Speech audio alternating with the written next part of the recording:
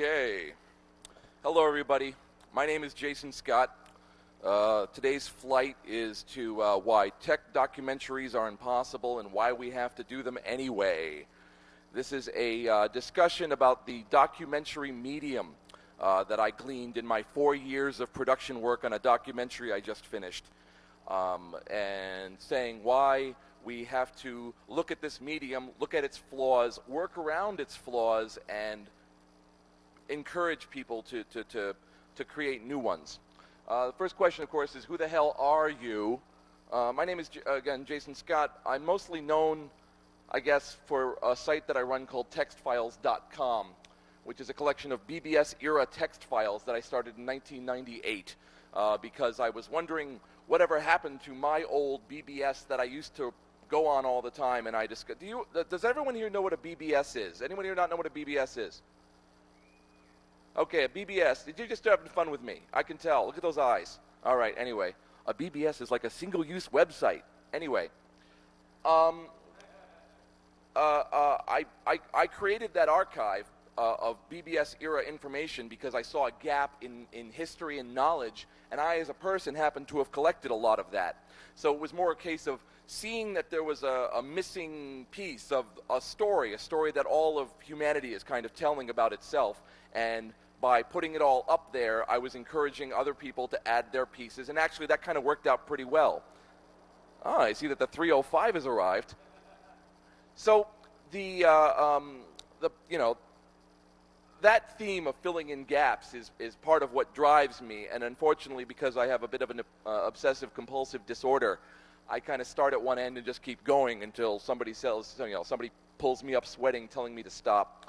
So textfiles.com grew into web.textfiles.com, artscene.textfiles.com, cd.textfiles.com, all these subsites of shareware CDs and old music things and groups and all of these weird little subcultures that I was discovering more and more about, and more people. And so after a while, I suddenly thought about this missing piece, which was when you watch a lot of documentaries, the documentary format is kind of interesting because it's always been kind of the real dismal format in terms of things. Until very, very recently, if a documentary grossed $1 million, it was in the top 20 documentaries of all time ever made in terms of box office. Because it's not a very beloved format. It's very, very dry, and it's a very hard sell unless it's about sex or death. And even then, you have to kind of work on it. That's why we currently have a documentary about wheelchair rugby called Murder Ball. There's one that came out a couple years ago about a bunch of strippers unionizing. Boy, what a tough sell that is. I think it's called Live Nude Girls United. That's just, that's the nature of general release, and I'll go into general release in a moment. So throughout this time, we've had a number of what are known as documentaries of a technical nature. I think in my encountering, the one that most people know is Triumph of the Nerds by Robert Kringley, because it got on PBS, it got a lot of attention, and it's a very decent documentary. It's technical, but it's not really technical. And when you have things like, say, Tech TV being the standard by which computer history is defined, you run into problems because that kind of a cable channel that has very monetary goals produces films that are not really about imparting a lot of information, but about making a lot of video transitions that move very quickly and dazzle and delight you so you'll stay on long enough to learn why you want to buy this G4 ad. That's very important. So that's, that money issue gets in everywhere, and it gets in everywhere in this format. Now, the documentary format, thanks to a very, very fat man, has become extremely politicized these days because what's happened is that suddenly people started looking at films like Bowling for Columbine and Fahrenheit 9/11, and they said, oh, documentaries. And because it got political, to attack the arguments, however you go along that way, they went after the medium. And the medium by itself, the documentary medium, has roots. What's normally called the first documentary is a film called Nanook of the North by Robert Flaherty, made in the 20s, which tells the story of an Eskimo man and his family who was trying to survive up in Alaska. It is entirely fake, top to bottom. Robert Flaherty filmed a bunch of Eskimos running around, took it home, realized it sucked. Just sucked. It was boring. It was shots of these guys running around in misty, bad film. So he had an accident. This is one of these things that comes out. He was smoking a cigarette, and the nitrate went up on the film, and the film exploded, essentially, burned him. And so the film was destroyed. He had to make a new one. So he went off and he made a film called Nanook of the North, starring a man named Nanook, and it told the story. Well, you see his family huddling for warmth inside an igloo that is actually only half built and has heaters. And you have shots of people running around that are filmed in, lodge parking lots and things like that. Because he needed to tell a story, and he wasn't going to go let reality get in the way of a good story. A common problem in documentaries. In fact, it's endemic to the documentary format. One of the funniest things that came out of the whole argument over, I think it was Fahrenheit 9/11 there was this, Bowling for Columbine got the Oscar, and then Fahrenheit 9/11 people were saying it didn't qualify. And that always made me laugh about it not qualifying for a documentary because it turned out this wasn't an exactly right fact.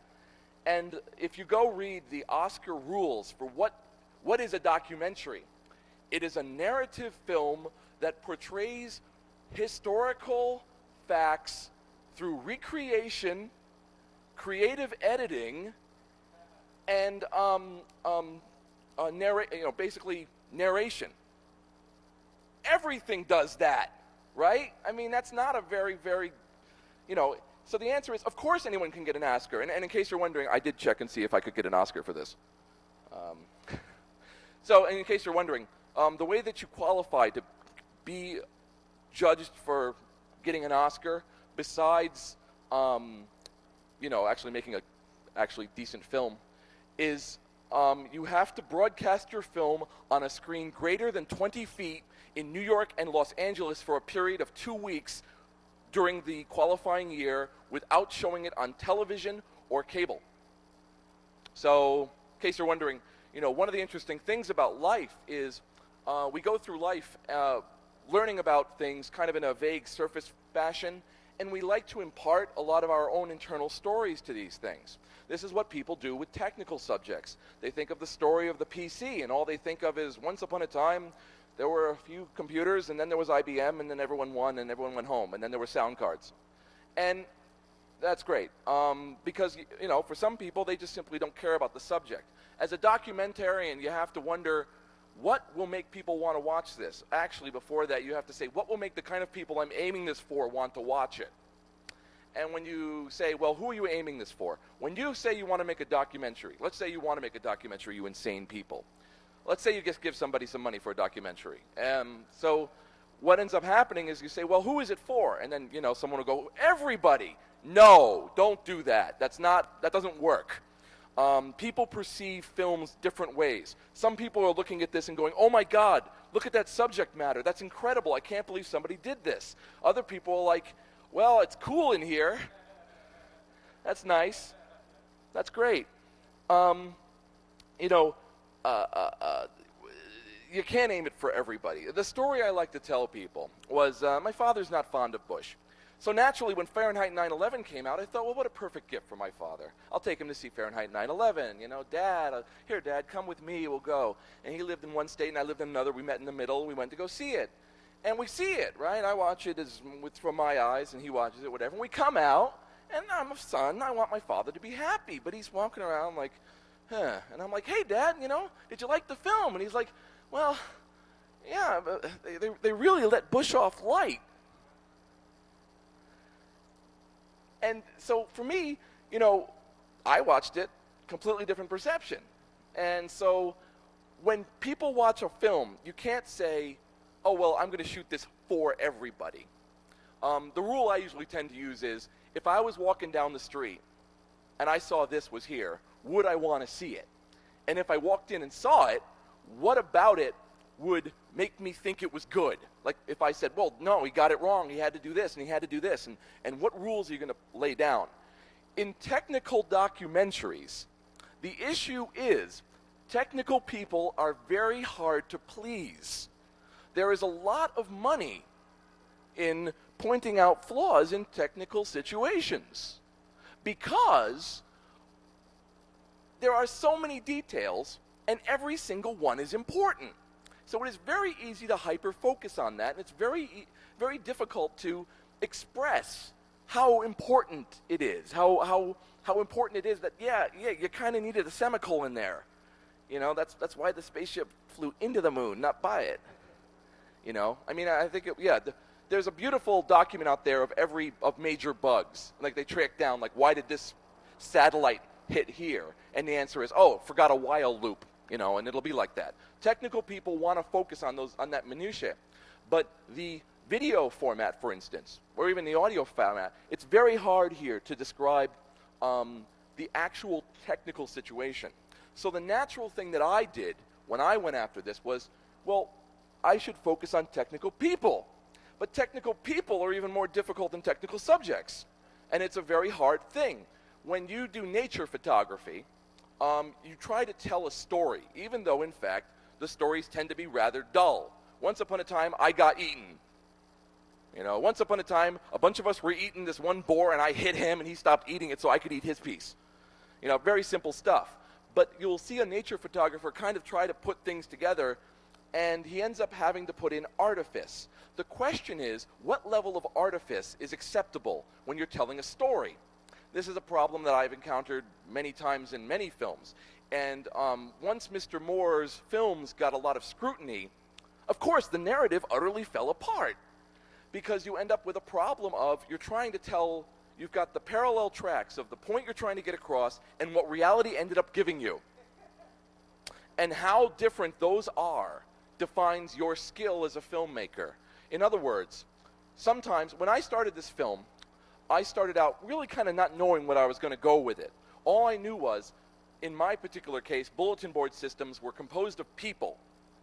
And I said, well, how do I express that? I know, I'll interview a metric fuck ton of people. So I ended up interviewing 205 people across 4 years. That's a lot of people, don't do it. Documentary formats, the standard ratio is you film 1 hour, you film 10 hours for every hour you do, or 20 hours, and I filmed 205 hours, and it ended up being 5 hours. So that's a lot. Again, don't do that. Let me be your warning. So when I dealt with my subjects, technical subjects, you have to strike this balance. And the balance is where the skill set comes in. And what it tells is, if you want people to get an idea, you can go all the way to the right. To the right, you have industrial films. Industrial films are basically videotaped instruction manuals. They tell you where to put the little part in the copier, and you switch like this, and then you go down like this, and oh yes, remember this, and then they do a cutaway to show you this. It is unbelievably dry. You watch it because somebody is reimbursing you in some way. You do not go to see this film because you're like, oh yeah! Oh, that was much better than Lost in Space. So, on the other side, you end up with films like War Games. War Games is a film that was filmed to tell a tale. And the tale was the tale of a young man who encountered an innocent force that, faced with the realities of war, you know, blah. Anyway, Professor Falcon was supposed to be played by John Lennon. I thought that would have been really cool. Anyway, it's funny because, you know, as we get now to where it's been 22 years since War Games was filmed, a new generation has latched actually onto the movie Hackers from 1995 as being a seminal event of giving hints as to a way of living and a lifestyle and things to shoot for and belief. And the reason that is because they went to people like Emmanuel Goldstein and they used pieces of subculture that existed in various ways. Mentor's Conscience of a Hacker and other such writings. And they remixed them, much in the same way that a blender remixes a lemon, so that it would become this palatable thing with Angela Jolie's tit. And people who look to that as their indication of what their culture is, because there's a dearth of stuff in the middle, end up having to do that. They end up having to say, okay, well, that's kind of how it was. And it wasn't like that. And so there's, again, lots of fun for technical people to go, well, it's not like that at all. Actually, it's like this, and it's like this, and it's like this, and I know you can't get away from me because I got the door. And so on, because, you know, some of you giggle because the problem is technical people are not very good at telling stories, because that's not how they approach it. Stories are these arcs that start with a beginning and a middle and have some sort of theme that runs to an end, whereas a lot of technical stories are impartations of information, you know, peppered with puns. And that's what they do, because that's how they get the information to you as fast as possible, and that's understood. So, like you're watching on this film is trying to tackle a very difficult initial idea, the idea that there was colored text that was transferred online, and that people had an entire history of collecting them and being, you know, 15 years old and working for months. And it's fascinating because it's a people story. These kids are talking with great emotion. And that's more from the interview. You know, you interview somebody for an hour. You choose what to use from that hour. You don't make people sit through the hour of that guy interviewing. You can go the other way, which is where, like, say, MTV goes, which is where you'll interview somebody for an hour and you'll do one of two things. You will either force something to happen to the person that they don't expect, so you get, you know, some horrified thing, or you keep peppering them with the same question over and over again until they answer it the goddamn way that you want it to, which was, yes, I fuck children. And then, that be, you know, once again, welcome to MTV, I fuck children, the story of a pedophile. Anyway, when I was young, I loved MTV. But MTV betrayed me. Damn you, MTV. Anyway, the way I like to think of it is that a technical documentary is an engineering problem. You have the problem of wanting to naturally turn everything into either a lecture or a fictional narrative. And what you do is you say, well, how can I take the reality and portray it as a narrative? That is to say, how can I make this somewhat dry subject interesting? And there's several ways you can do that. One way is to focus on characters, humans, people, expressing themselves in a way that's engaging. And again, bringing that out in an interview is very tough. The other way is to do an awful lot of, I guess you would call it dazzle. And that's more like one of those things like when you eject stuff into the car to make it go a little faster. It's not so great for the car, but it kind of works. And so he's talking right now about something that's relatively interesting to some people. But for the other people, I just give them a whole bunch of pretty colors. And he's talking about this work he did, and it's being illustrated, and it's kind of interesting. But why the hell is that back part there? Well, because it's interesting. And you try to strike that. I also try to shoot, for instance, with very few exceptions, no one shot lasts for more than 10 seconds. A person might talk over something else so that his shot is 30 seconds. But in fact, the point of fact, it's just not. Right now in the world, there are an unbelievable amount of subjects that just haven't been really tackled. I tackled bulletin board systems because I decided in 2001 that it looks like the BBS movie wasn't going to be made. They missed the boat. We were having trouble where people were disappearing. It was harder to find the stuff. The artifacts are kind of gone. And how do you get that back? And so in 2001, I started doing research, and I did 6 months of research. And I brought in an advisory team of about 20 people who I both respected and didn't know, and who would give me advice. And I'd say, well, I'm thinking I'm going to shoot this way, and I think I'm going to go here and ask this question. What do you think? And sometimes they'd answer, sometimes they'd not. They'd just say, well, I hope he's interesting, or I hope you have a reason for going out there, or, oh yeah, ask him about this guy. who I wouldn't know about, because that really changed his life. So being open helped a lot. There's a lot of money right now. You'll find I get really ooky when people discuss money. Whenever I say monetized, like someone says smeared with shit. But it's just, that's just because I'm some sort of freak. But the money is in calling something open source. There's a lot of money in calling things a brand that has meaning. So revealing to people that you have a list of people you're going to interview suddenly makes it open source. Or telling people, oh, well, this new movie's coming out and we shot it using this kind of camera, this new kind of, that's open source. You revealed things. So it's a case of marketing terms getting bastardized very quickly. I tried to let everyone know I was working on this for 4 years, and the problem there, of course, was that there were people who waited for 4 years, or 5. I have a gentleman here who waited for 5. Gave me $20 5 years ago. There's an investment. Actually, when I created the film, I asked for donations because I was dumb. I don't know why I thought I'd need a foundation to create this film. So people sent me $5, $10, just like, cool, sounds like fun. So I made sure each one of them got a $50 copy for, sent to them, my cost. It's like, wow, that was a great investment. So, hey, it pays to be charitable, I guess. Anyway, when I shot this film, I would go out and interview people, and one of the things is that there are a lot of people out there who have very interesting stories to tell who are slowly decaying. And the longer you talk to them, when I started shooting, there were a lot of people who were names. There's different levels of celebrity in any kind of technical subject. Oh, he's the guy who wrote that. He's the guy who made that computer. He's the guy who created this thing. And you go and you track him down. And sometimes he's really boring. And sometimes he's really not. Most markedly in mine, there was a network of bulletin boards called FidoNet. And this started in around 83, 84, and still exists today.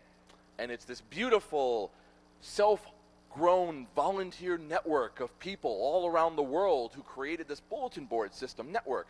And at the center of it is Thomas Jennings.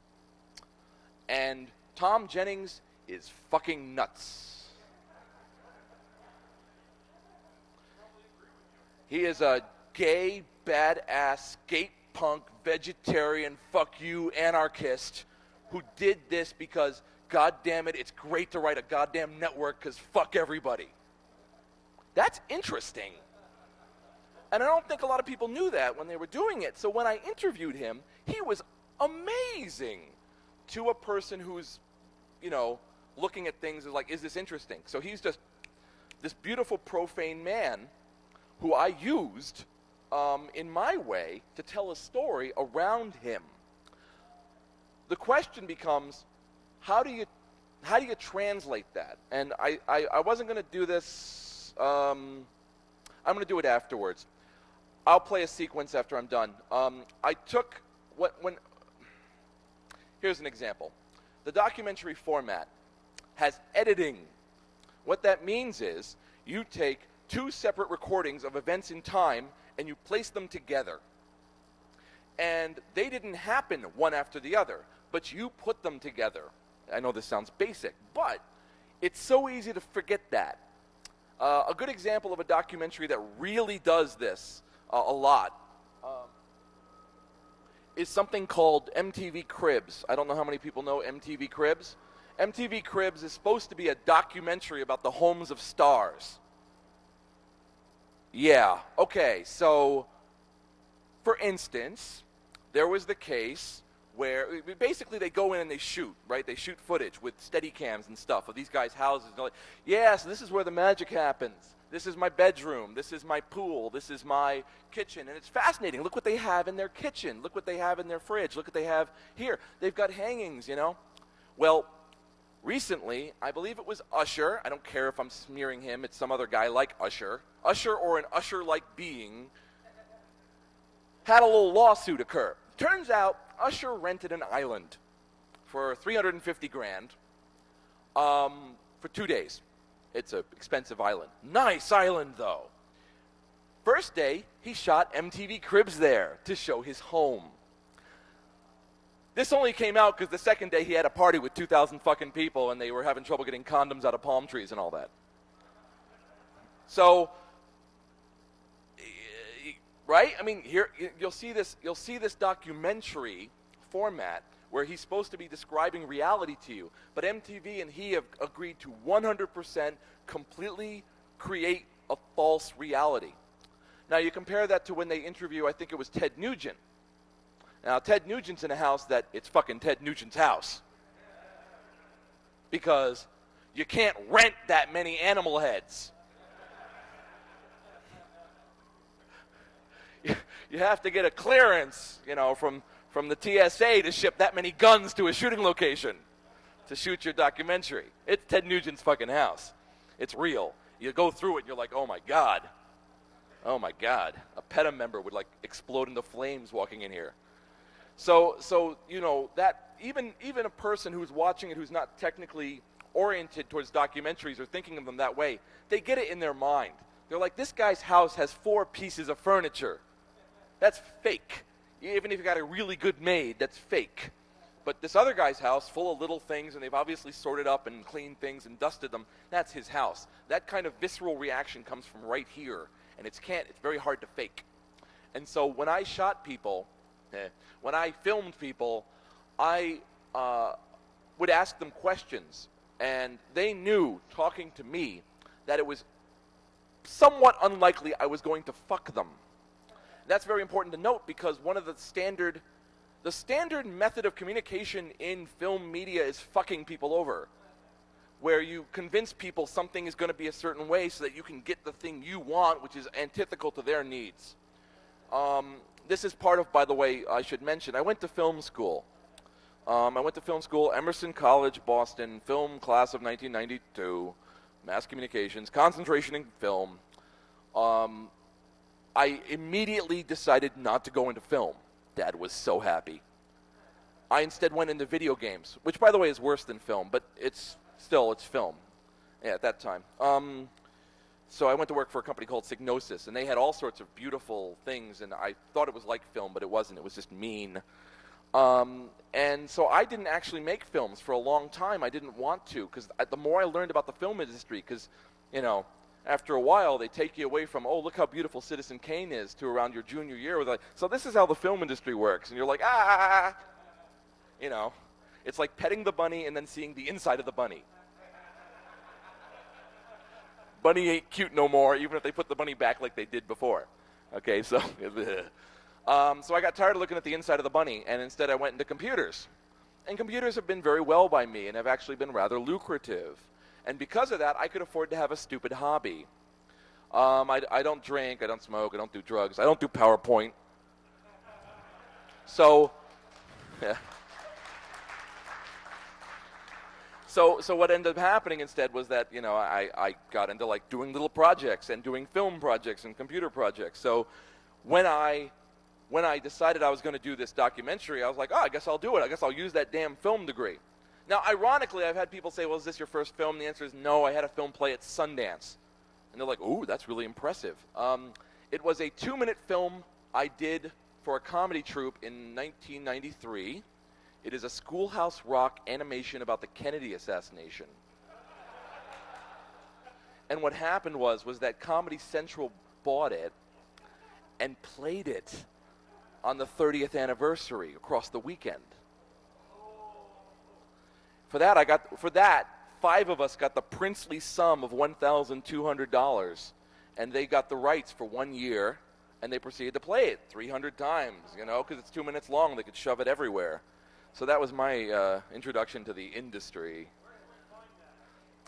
Yeah, I lent a guy the tape 15 years ago.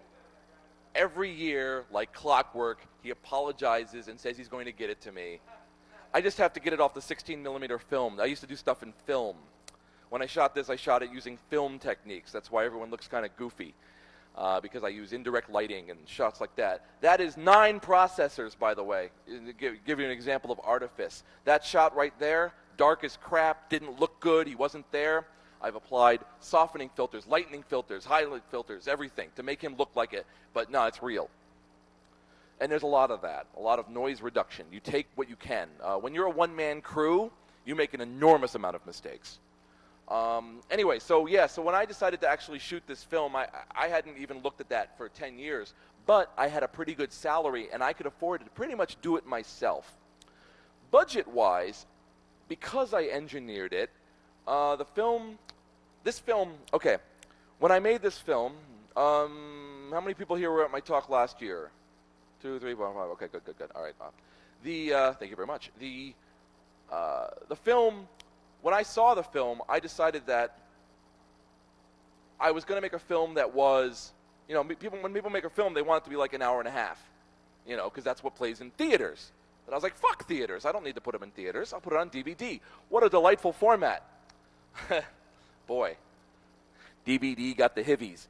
DVD sucks as a person who uses it, by the way. You have never seen, you want standards, don't go to DVD. People put out, as far as I can determine, peanut butter jelly sandwiches that claim they're DVD players. I've gotten more, anyway. So it's like, it'll go like this. And the answer is, well, maybe it will. If the Fong Song Trading Company, when they made it for 5 minutes 10 years ago, think it was good. You get this, anyway. So I love DVD. DVD has been good to me. So DVD was the format I was going to go into. So I said, well, okay, I'm going to have subtitles. I'm going to have director's commentary. I'm going to have this. I'm going to have that. And so when I shot it, I knew it wasn't going to be an hour and a half. I thought it was going to be 9 hours, which hurts people. I mean, I explained to people what it is when you take on a subject that's 25 years long, because nobody else has done it, you have to make up for a lot of slack. And there are stories that aren't in any way paired up. They're not paired up. FidoNet is not the story of the BBS industry. It's not the story of ANSI art. It's not the story of the hacking BBSs. It's not the story of this. So what do? Well, you make separate episodes. So I made a mini-series. And I shot it, like I said, 250 hours, edited it down to 5.5 hours. The rough cut was 7. Each of these episodes is about 40 minutes. Some of them are less. And the whole thing, shooting-wise, cost me $21,000. Now, some people drop their payload on that, but in fact, that's actually rather cheap. It actually works out to a very cheap price per it. And the way that I did it was to kill myself. For instance, I would determine 14 interviews I had to do in the Midwest. And in one trip, in 10 days, I went from Chicago to Indiana, back up to Milwaukee, over to Minneapolis, down to St. Louis, over to Kansas City, down through Oklahoma City, over to Texas, and then flew out of Austin. That hurt. I can also tell you that I can drive precisely 302 miles at a stretch. But by doing that, by combining what would have been a whole bunch of little trips into one trip, it cost me almost nothing. I didn't sleep in my car. I should have, but I didn't. So by just adding these prices together, I was able to shoot very cheaply. I had a crew of 1. I had a camera that I purchased as a floor model. I edited it on a PC because it's much cheaper to edit on a PC than a Mac right now.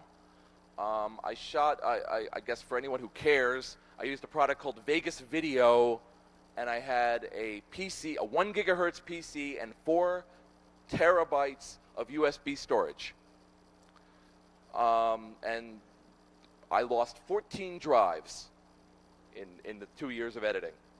So, anyway, that's the price you pay. Live fast, die young. Maxtor is the James Dean of hard drives. Just so you know.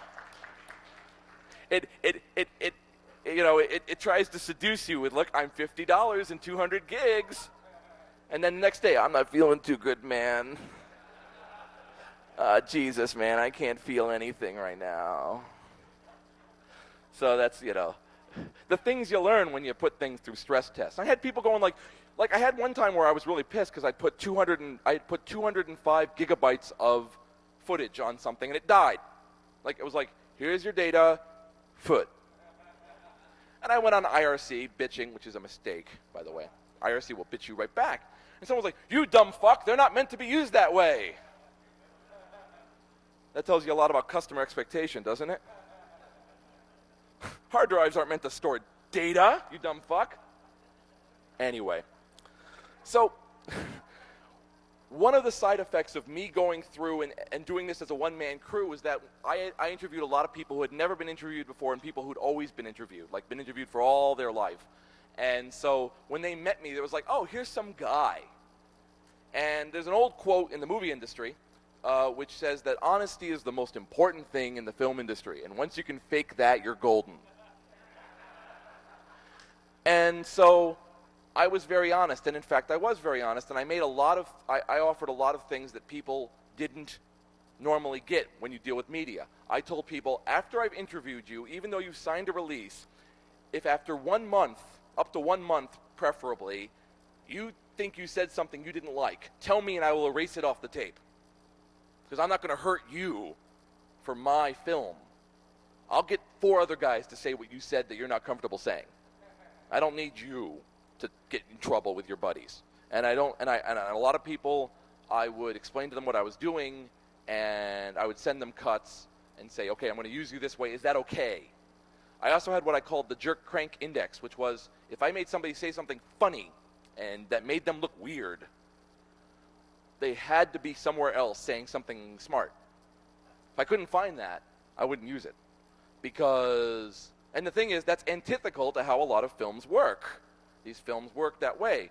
I have a recording of a guy. I still get, okay. Well, anyway, there's a recording with this old man. He just goes, man, I used to get laid off that BBS. And it's really funny in the shot, trust me. And I love audience feedback. Anyway, I made sure that old man told another story, that it wasn't just the old man who said that.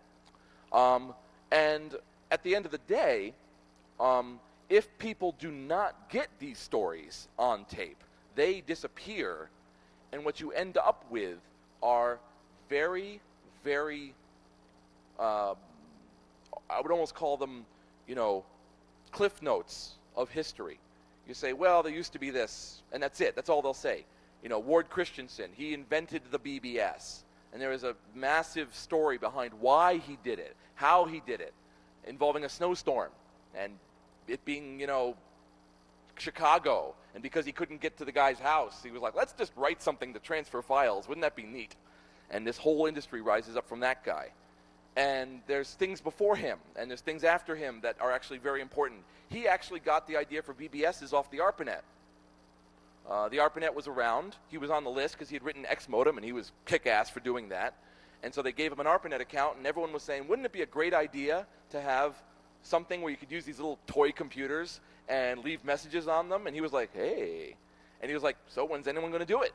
Or as he puts it, nobody was plugging in their soldering irons to get started on doing it. Which tells you how long ago that was. Anyway, it's funny now because like I said, I have these hacking text files, and when they start out, it's like, well, here's how to write machine language to be able to play Crisis Mountain for free, and I get over here with, here's how to remove ads from your GeoCities account, and it's just this amazing. Well, the progression doesn't go this way. Let's put it that way. I love the present, but I love the past more. Let's put it that way. Anyway, at the beginning of this film art scene, there's an old man. His name is John Sheets. John Sheets was the pimp of teletype art, a lost art. It was a way of sending text over ham radio and other ways so that you could write things and other people would get it. So, of course, they used it to send porn. But they also used it to send, images of Snoopy and everything. And they used to have art contests in the 60s and the 70s of who could draw the best, Bordeaux-based art and who could do this. And so nobody had ever talked to John Sheets about this. And I was doing this thing on ANSI art. And wouldn't it be funny, I thought, to go interview this man about this technical subject?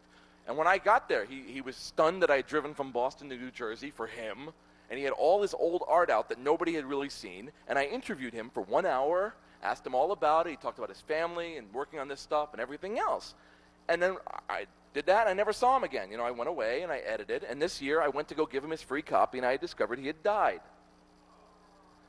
And I got his widow. And his widow was absolutely delighted that somebody had an hour of her husband talking for me to give to her. And the thing is, that little story plays out over and over again. You know, you get all these things where it's like, well, just sit the guy down for an hour and ask him about this technical subject. Because people don't just tell those stories that way. They actually tell stories that are actually indicative of other things. I'm a very big fan of this idea that when you record something, I'm collecting all the podcasts right now. This gets me some press. It's cute that it does, but it's not that hard. It's an RSS feed. The guy's doing. It's like a self-service anthropology experiment. It's like driving by an African village and there's a pile of videotapes for you to pick up. Not that hard.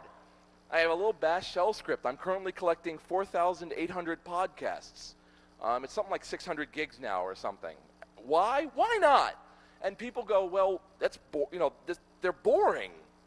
And I'm like, well, they're not really boring. They're actually stories about what it was like to be alive when that person was talking.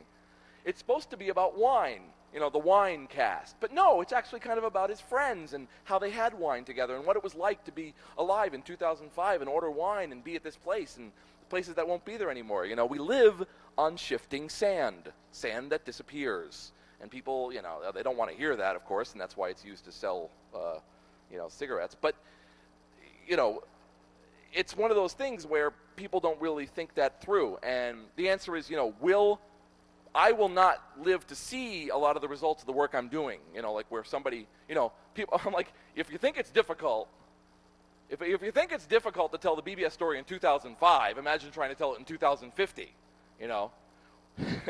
I love how in about 200 years, we're going to be these afro-wearing, silver-suited, grunge-tattooed kids from the 20th century, because they'll just take all of that 10 years, which we think of as a lifetime, and just compress it. And so you'll just have everyone together, because that's what we do as a people. We just go, oh, like Roman centurions, they all got little brushes on their heads and run around clanking metal. That's it. And they have a big wooden horse somewhere, I think. That's what people do. And people go, ha, ha, ha. They don't really, And the answer is no. I mean, people do that. They compress them in their minds. And they'll compress this in their minds, except now, by recording this history, we get it. Anyway, all that said, I should open this up to questions. I don't have a really zinger closing statement, other than to say that, like I said, don't shoot for perfection. Perfection is not attainable. Shoot for something, because something is attainable, and something is much better than nothing. Nihilism is not an answer. It is a symptom. So, I guess I'll open it up to any questions, people. Yes, sir. Do you have any plans for another book project? Yes. My next documentary will probably be on text adventures. Yeah. Oh, yeah, that's right. There's another one I might do on arcades, like not arcade games, like 1980s arcades. I found a guy who worked as an arcade technician, and he was working at a Namco timeout, and they had thrown out this booklet of slides, and it was 1,000 promotional arcade slides from 1980 to 1982. It was just perfectly posed pictures of arcades and all the games that were in them in pristine shape and everyone looking good and all the shots. So he put up like 50. I'm like, wasn't this funny? And I'm like, I'm going to send you a scanner. And I'm going to pay you to put them up. And, and he's like, well, I got to give them away. And I'm like, hells yeah. I don't care.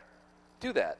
I got a lot of press because having finished this 5.5-hour, 8-episode documentary with all the bells and the whistles and the little twirly bit, I licensed it Creative Commons Attribute Share-alike, which means basically leave my name on it. And so I have people who tell me, oh, they're going to pirate your documentary. And I'm like, you can't pirate it. It's copyable, sure.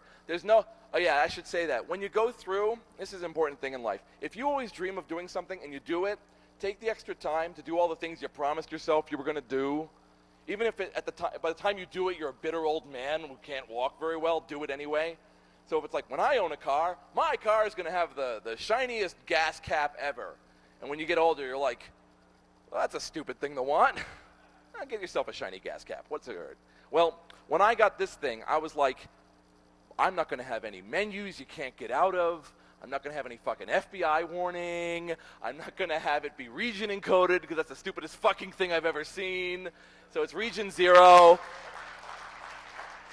You might not know this, but it actually costs money to put CSS on a machine. Like you pay a royalty to Macrovision to make your disk not work well. Like my printing company was like, don't do that. Like, don't use it. We offer it. We offer this service you should not do. But we have to offer it. Because Macrovision is right here. Behind us. Send help. So I made sure that all that stuff was like that. And I also found out, by the way, don't do DVD layer, dual layer. It actually works really shittily. The laser goes like this. And at one point, I found this out. You know what it's like to find out? You're like, I must be doing something wrong. And you find out the world is wrong. The way they get dual layers is that they have two separate areas on a disk, and they're like kind of like this, and the laser goes along like this, and it goes, oh, time to switch, whee! Okay? Except that you kind of can't completely control where that is. You kind of can, sort of. And at one point it goes, whee! Except, like I said before, some DVDs go, man battle stations, whee! And to get around that problem, they have buffers, which are sometimes too small. So they go, wee! If you look on a lot of dual-layer DVDs in Hollywood, how do they solve this? They move it to between transitions. So it goes black, and you hear, and then it goes over here. That's great. What a fantastic future jetpack world we live in. Piece of shit. So I would never do that again. Don't ever do that. And once you learn all these things, you're like, oh, Jesus. Oh, man, that's horrible. Anyway, other questions? Can you make fun of DVD more? Yeah, you just asked, how do I feel about people torrenting my DVDs? I wrote an essay called Why the BBS Documentary is Creative Commons. And in that, I talk about why I very specifically understand what's going on with this whole thing. You know, there's a little bit of a horror going on in a lot of industry because, okay, I'm going to get in trouble. I call a lot of media, I'm going to get in trouble. I call a lot of media makers air sellers because they enclose some air and try to sell it to you. And, like the oxygen bar. And that's not, that's one thing. They're like, it's my fucking livelihood. And I'm like, well, your livelihood is extremely duplicatable now, sir. When we used to be able to make a wheel, and it took 3 days for Bob the Cobbler to make the fucking wheel, great. But now we have a machine that makes 4,000 wheels a minute. Don't stop thinking. Give Bob make Bob the guard or something. You can watch the machine. So stop trying to keep Bob around, okay? I understand. Poor Bob. We have a lot of jet companies in this world that have people whose job is to wind the propeller. And the thing is when I made this, I realized we're in a world now where some people simply do not pay for media. They don't. They have tools to do it, to get it for you. No matter what you put on it, they're going to get around it. All you've done now is treat the rest of your audience like a bunch of, criminals, twitch bags, who are going to steal. You never know. Get back here. I have a knife. And meanwhile, the guys over here are like, wee! And so they feel really elite over here because look at how they're pounding Mom into the ground. They didn't even touch me. I got 20. So what you end up with is this kind of a stupid dichotomy. So my take on it the whole time, around 2 or 3 weeks in, I think it was like 2 weeks in, Info Fallout, where's the documentary? And I contacted them. I'm like, you go, girl! And I found where they posted it. And I put up this thing going, just so everyone's clear here, it's region 0. There's no CSS. It's Creative Commons. So they essentially went into a McDonald's and scooped up all the sugar and ketchup packets and went, free food! I scammed some food! And I said, okay, well, here's a link to a PayPal account if you want to send me some money. But otherwise, you go. When I was 20, I couldn't afford pizza either. So, of course, you can afford a $50 hard drive, but you can't afford the $10,000 worth of movies you're putting on it. And they don't see a problem with that because it's very hard to explain to them why. So, this is going to look like I'm doing a sales pitch, but I'm not. When I did my documentary, I wanted to make sure that it would have, 3 DVDs. It has the photos of everybody there. It's friggin' huge. It's got the photos in it. It's 18 gigabytes of data. It's got a DVD-ROM with the stuff, all the photos I took. The idea being twofold. Number one, make it worth the money that I'm selling it for. And 2, make it so fucking big it's really hard to BitTorrent. I will out-feature your ass.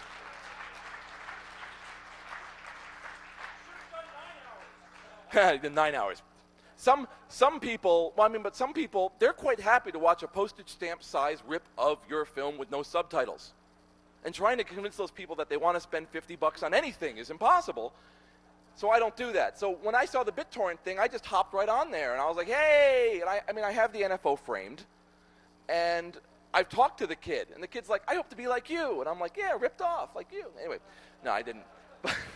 He's like, I hope to go into film someday. And I'm like, oh, what a great start you are. What a great start you're getting up there. So no, my attitude with the torrent thing was like, go ahead.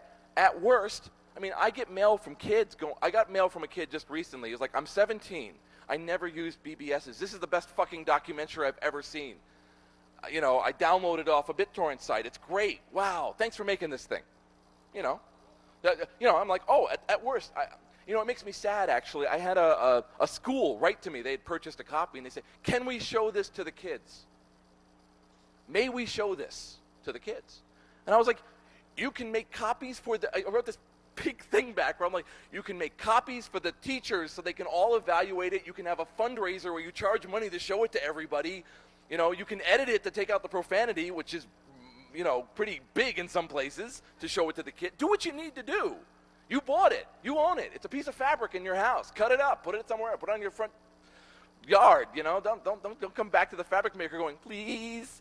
Don't call up Singer going, oh, sir, can I please do it? So, no, anyway. That was a very long answer for a very short question. Was there a... Internal anger is a fuel. Any other questions? Actually, I always thought that was the reason why the Hacksaw DVD got so ripped last year, was because, or it was the year before, where they were just ripping it and coming up to him and trying to get him to sign the rips. Yeah, the porn DVD. Because it was a cynical exploitation of a subculture presented to that subculture in an attempt to make them swallow it. And they knew it. They're like, wow, this probably took as long to make as it is long. And they felt that. You watch this thing and you're like, okay, well, this guy really worked on this thing. Maybe I want to buy it. Or maybe I can't afford it, but I would if I could. I would. I'll keep an eye out for him and maybe something else, some other time. People know. People know when you're not even trying. When you just... Anyway, so I think that's why. I didn't have that happen. Don't try it now. But I didn't have anyone walk up to me and go, hey, I ripped your DVD. Can you sign it? Ha ha ha. They stayed away. They either bought a copy, thanked me for it, or whatever. Oh, he's waving. Okay, oh yeah, oh yes, exactly. Just so you all know, I'll stand here and answer questions and sell DVDs for a little, while longer here, gladly. But you should know that the awards ceremony will be starting over in the big room. So if you want to go to Jeff Moss's Box of Hot, you should go. Any other questions? Oh, hello.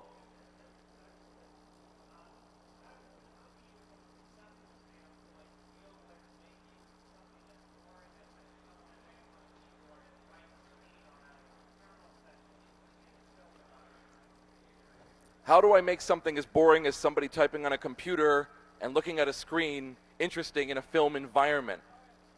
And the answer is, you instead focus on why that person was there in the first place. You ask them, why are you at this keyboard? Why were you doing this? Why did you think it was so important? Why did you think it was important to do that? And you focus on him, knowing that the story of his thing, the pure technical aspect can be downloaded. What did the software look like? Well, you can download that. Who made it? It's over here. Who was on it? Here's the user list. But asking a human being, why are you even here? Why is the Onion Shack BBS so important to you versus the Catbox BBS, which you hated? What was so bad about the Catbox BBS? And so you go, it's one of these things, instead of asking why, how do I make this interesting, ask why they're even there in the first place. Go back to the human thing. That's the answer. When I do text adventures, people are like, I love I'm shooting it in high definition, which I think is, anyway. Actually, the URL is getlamp.com. The movie's called Get Lamp. Don't make one. And anyway, so it's like, well, how could you possibly make that interesting? It's a bunch of text adventures. But it's not. It's actually the story of a bunch of storytellers who had to decide everything their readers could ever want to know ever. And how do you write like that? How do you say, I went across a bridge, and some people are going to go, can I whiz off the bridge? Can I blow up the bridge? What if I bring a dragon on the bridge? Can I move the bridge? Is there actually a bridge? Is the bridge in my mind? And he had to think all this stuff out beforehand. And you had to do it. You had to come up with this stuff. So to me, talking to the people who came up with those ideas will be fascinating. How much of that comes out in just scrolling text is another thing. Because it's not how do you make Zork interesting? It's why did you make Zork? Why did you decide to make a Gru? Why did you make it? Why did you do full sentences in that way? Why did you insist on doing it? And so that's the thing. Those answered questions are where the interest comes from. And then people go, wow, that's pretty interesting. Anyway, any other questions? Yes, sir. When? Slashdot is a really great place to get very informed, useful comments, especially if you go to -1. So I did that the few times I've been announced. Humanity. But one of them was, this film was actually the sequel to Mr. Scott's first film, The History of Drying Paint, a 200-hour epic. And I wrote back dude, you know how hard it was to get Dutch Boy to sponsor that? But one of the other comments was, oh, fuck this, I'm waiting for the extended director's edition. Actually, one of the Easter eggs is a sequel, is a trailer for the sequel to this. I went and hired a drive-time DJ in Seattle called Smilin' J. Andrews to talk about the Tears of Bordeaux. This epic. Anyway, so that's buried in there. Because a lot of people are like, well, are you, where's the sequel? I do get that, by the way. I do get where's the sequel. The answer is, I'm going to be taking pretty much all of the 250 hours, cutting out the parts where they're like, where do I look, and that kind of stuff, where it's just question-answer, and I'm just going to put them all up on archive.org. So archive.org is getting 200 hours of footage, attribute share alike, and I'm like, make your own fucking documentary. Right there. So no, that's pretty much, that's how I'm going to handle it. I've already made arrangements with them. I'm going to be another sub-collection of 200-plus hours of footage, and people can make their own because, of course, when I make it, I'm American, and it's kind of shot in North America. So the Europeans hate me because I didn't tell their story. And I'm like, well, I couldn't tell it. Where were you, fucknut? 2005. So now they can take my footage and they can remix it under the license any way they want to and redo it and do whatever they want. So I hope people do it. I always say I hope this is the worst documentary on BBS has ever made, and that all the rest of the ones that come kick my ass. But currently, I am the lowest priced one. Any other questions? Yes, miss.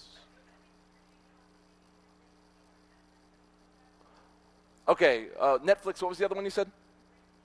Green Scene? I never heard of it. But beyond that, the traditional relationship with rental agencies is traditionally an adversarial one. Normally the movie directors don't, So actually, there's very little, I have found this out, there's very little mechanism to go, no, please, rent me. Because people think that's a money loser. So they normally want to go through it. So I've told people, I mean, I have an ISBN number, and go tell Netflix the ISBN number, and a couple people have requested it, but Netflix hasn't figured out how to reach me. I wouldn't care. I mean, I know that I know that I'm in at least a few rental companies. Like, I had a friend who said, who I hadn't talked to for like 10 years. He was like, I was walking by the computer film section of my rental place, and there was your film, and I thought, oh, I guess I might as well see the film my friend made, and Need for Speed, just in case, what he said to me. So I know it's out there being rented, but it's one of those things of like, yeah, I'd love to do it. I mean, again, this is where you get into distribution issues right now. I'm the distributor. I'm doing it all myself because money. And when you go through a middleman goes, money, and you go, money. And then a little bit later, when you go through other ones, it's like, money, money, money, nickel, nickel. And so, and you know, and that's fine when it's 1 billion nickels, but it's, anyway. Amazon, I sell through Amazon. Here's a good example. I sell through Amazon. Everyone's like, because I had a lot of people who were like, well, why would I buy it from some anonymous fucknut with a computer? I want to buy it from Amazon. Great, excellent, good, $60. Reason why is because Amazon takes 55% of the cover price. So when you sell, so people are like, why are you selling it 50 on your site, and you know, and you're selling it for 60 on Amazon? I'm like, well, because less than half is a bitch slap. I'll deal with half. I don't mind getting 25 of the 50 instead of 50. But man, I'm not going to do. You know, that hurts. That hurts. That hurts in the no-no hole. So I actually ended up just, you know, selling through them, and it's nice. I mean, they'll call me and say, we need 30 units. So I box up 30 units and mail it. I have 5,000 copies in my basement because I think big. Oh, that's the thing I probably should make clear. You know, I shot it for this, and a lot of people were like, wow, you're really fucked, but I really pulling for you. You know, that kind of thing. Like, I'm going to walk backwards across the United States. It's like, you go, kind of a deal. Anyway, the BBS documentary was profitable within 3 weeks of coming out. Like, and I mean, like, including the $30,000 duplication price. So it was like $30,000 to duplicate it. It was like 20-something thousand. We're still arguing over exactly how much it was. My wife is mad at that and so on. And, you know, she's the shit. You know, as soon as it was a product, she grabbed it. I don't even see it anymore. She's shipping. I don't see it. So you know, it was like 50 grand. I made 50 grand within the first 3 weeks because people. I knew that there was a story to be told. I saw the gap, and I didn't do it for money, or it would have been shot in 6 months. I did it for 4 years because let's get it right. And I got it right, I think. I got it somewhat right. I got a good start. I got it something where someone can go, it's like that, except actually it was blue. It's much easier to go, and it was blue, as opposed to trying to explain to somebody everything this tells them. So that's good. I like that. I don't mind being put down that way. But yeah, I definitely was able to, what's the word? I was able to recoup my costs almost immediately. So that reminds me, I'm selling these. I think we have to get out. Do we have to get out, sir? Yeah, we got to get out. They're going to close the tent. It's been wonderful to have you all stick around.